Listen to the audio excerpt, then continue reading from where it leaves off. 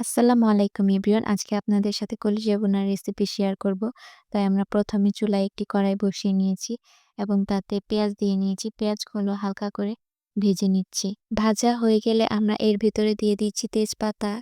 এরপর আমরা এর মাঝে দিয়ে দিচ্ছি রসুন কুচি। এখন দিয়ে দিচ্ছি জিরা বাটা। জিরা বাটা দিয়ে হালকা একটু পানি দিয়ে আমরা এটি ভালোভাবে নাড়াচাড়া করে নিব।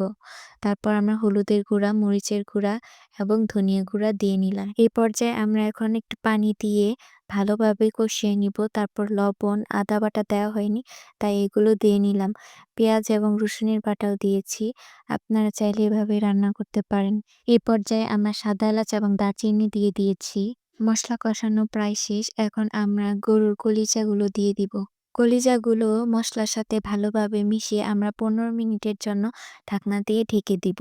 ১৫ মিনিট পর ঢাকনাটি খুলে আমরা একটু জিরার গুঁড়া এবং গরম মসলা গুঁড়া দিয়ে দিব। এই পর্যায়ে হালকা একটু পানি দিয়ে আমরা ১৫ মিনিটের জন্য রেখে দিব। এরকম রেসিপি পেতে আমাদের পেজটাকে অবশ্যই লাইক, কমেন্ট করে শেয়ার করে দিবেন। কলিজা ভুনাটা একটু মাখা মাখা করব, তাই চুলার আঁচটা বাড়িয়ে দিয়েছি। আপনারা দেখতেই পাচ্ছেন আমার রান্নাটি প্রায় শেষের দিকে। আমরা কলিজাটি আগেই জাল করে নিয়েছি যেন সিদ্ধ হতে একটু সময় কম লাগে। আপনারা চাইলে জাল করে কলিজা ভুনা করতে পারেন, এতে আমাদের সময়টা কম লাগবে। আপনারা দেখতেই পাচ্ছেন আমাদের রান্নাটি হয়েই গেছে। আজকের মতন এই পর্যন্তই। আপনারা সকলে ভালো থাকবেন, আমাদের জন্য দোয়া করবেন। আল্লাহ হাফেজ।